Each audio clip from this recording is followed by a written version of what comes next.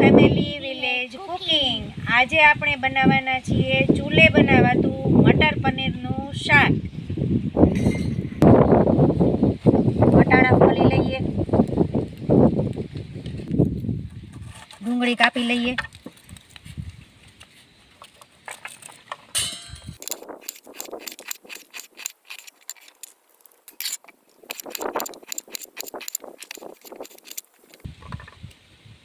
ટમેટું કાપી લઈએ,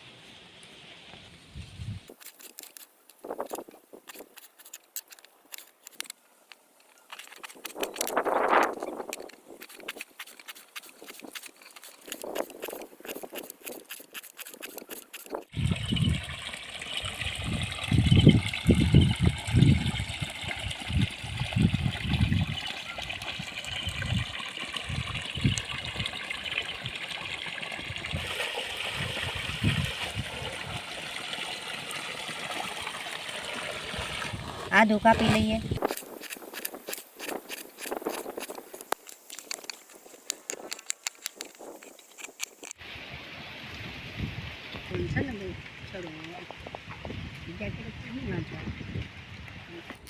મટર પનીરની ગ્રેવી તૈયાર કરવા માટે આપણે લોયામાં થોડુંક તેલ લઈએ,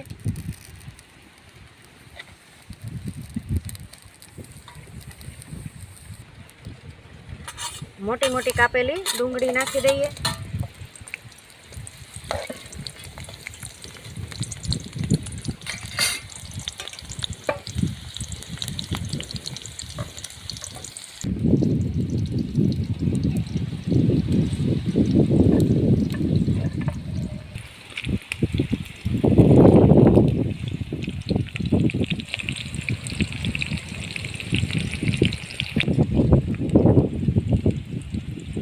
મોટા મોટા કાપેલા ટમેટા, લસણ અને આદું,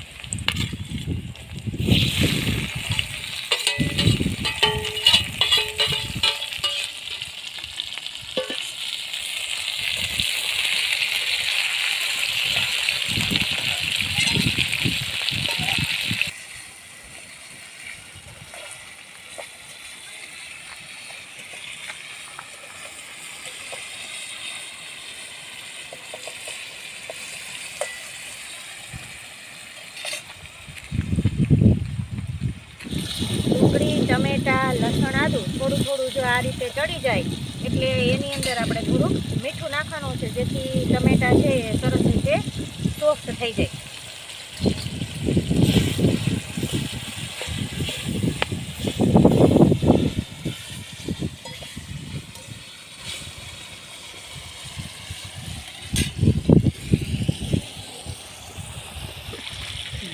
હવે જો આ ટમેટા, લસણ, ડુંગળી, આદું બધું ચડી ગયું છે, થોડીક વાર એને લઈ અને ઠરવા દઈએ। આ ગ્રેવી ઠરી જાય એટલે એને મિક્સરની અંદર અથવા તો મેશરની અંદર નાખી અને મેશ કરી લેવાની છે।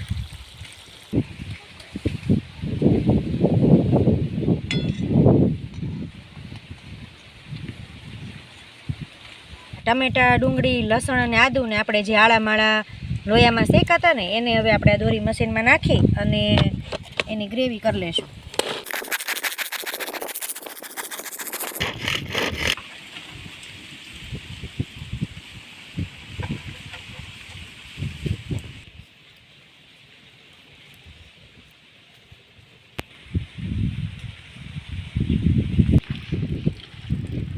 વઘાર માટે આપણે થોડુંક તેલ લેશું.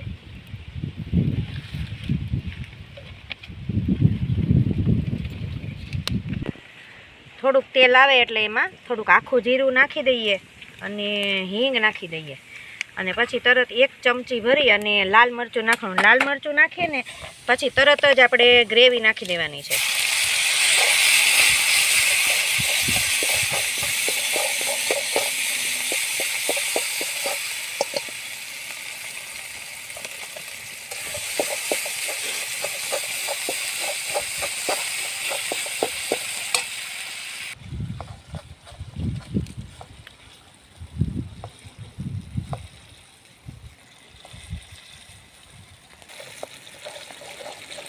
આ ગ્રેવીને આપણે સતત હલાવતા રહેવાનું છે ને ત્યાં સુધી ઉકળવાની છે કે એમાં મોઇસ્ચર છે એ ઓછું થઈ જાય, એટલે કે પાણીનો ભાગ છે એ ઓછો થઈ જાય ત્યાં સુધી આપણે એને સતત હલાવતા રહેવાનું છે અને ઉકાળવાની છે.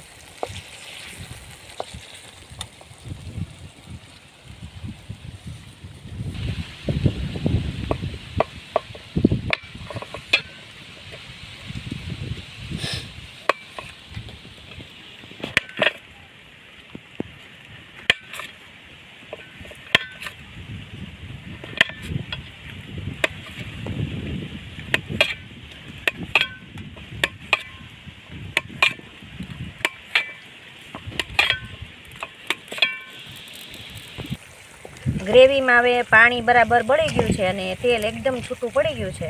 હવે આ સમયે આપણે વટાણા નાખી દઈશું.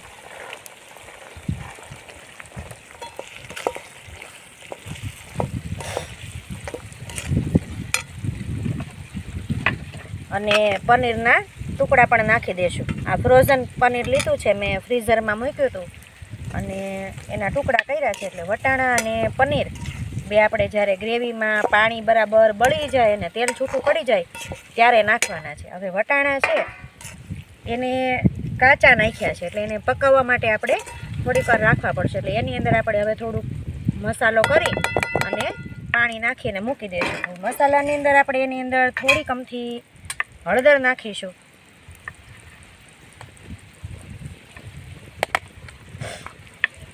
અને થોડુંક મીઠું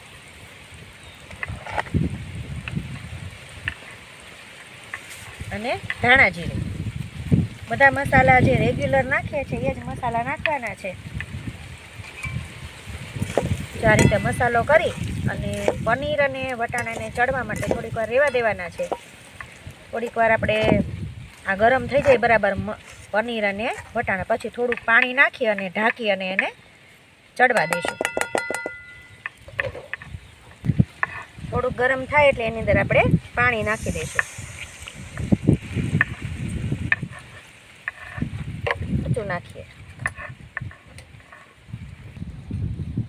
થોડીક વાર માટે આને ઢાંકી દઈએ.